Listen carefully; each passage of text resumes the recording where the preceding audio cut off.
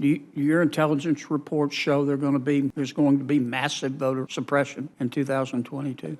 I don't believe I characterized the voter suppression threat as massive, and I'm not aware of any intelligence assessment we've done that quantifies it. Certainly, voter suppression is a concern. It's something we investigate, something we pursue. Okay. On the NICS database, where do you get the information for it? For the NICS database? So a lot of sources, but most of the information is coming from state and local law enforcement. Hey everyone, welcome back to Hot News. Today we've got something that'll make your jaw drop. Senator John Kennedy just torched FBI Director Christopher Wray in a heated Judiciary Committee exchange.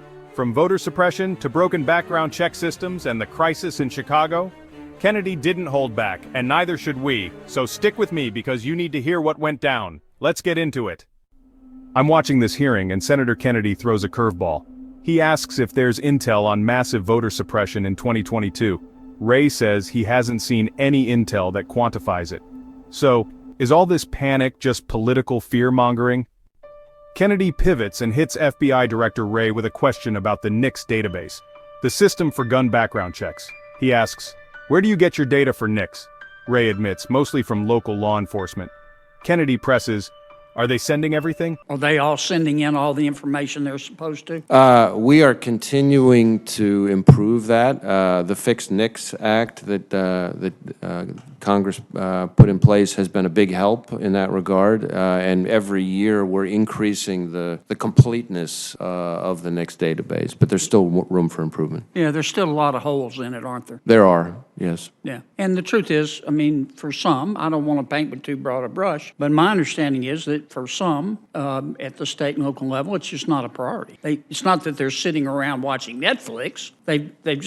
They're busy doing other stuff. Would that be a fair statement? Well, I understand why you would describe it that way. I've got to be a little bit careful to characterize our partners as distracted. But I will say that I've gone out to NICS and put on the headset and sat there with the operator, listened to the calls, and see how it works. And some of these things, especially when you start getting into misdemeanor domestic violence offenses and things like that, it can get kind of complicated. And if the records out in whatever jurisdiction it is aren't ready at hand or clear, it can become a real challenge. And that was magnified during the pandemic, because a lot of departments, local departments, were not at work.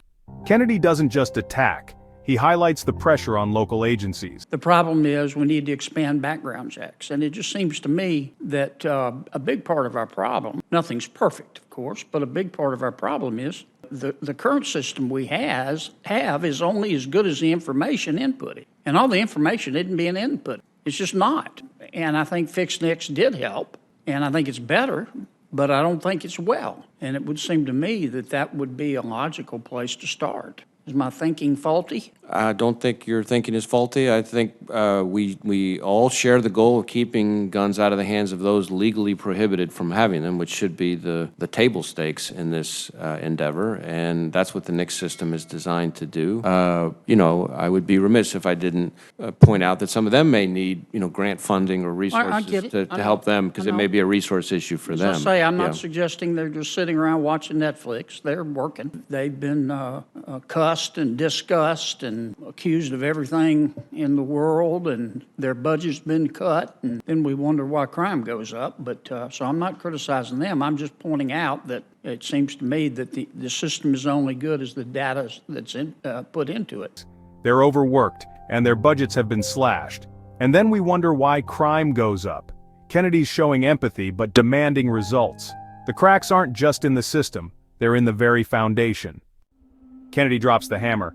Why do you think Chicago has become the largest outdoor shooting range in the world? Wray fumbles. Why do you think Chicago's become the largest outdoor shooting range in the world?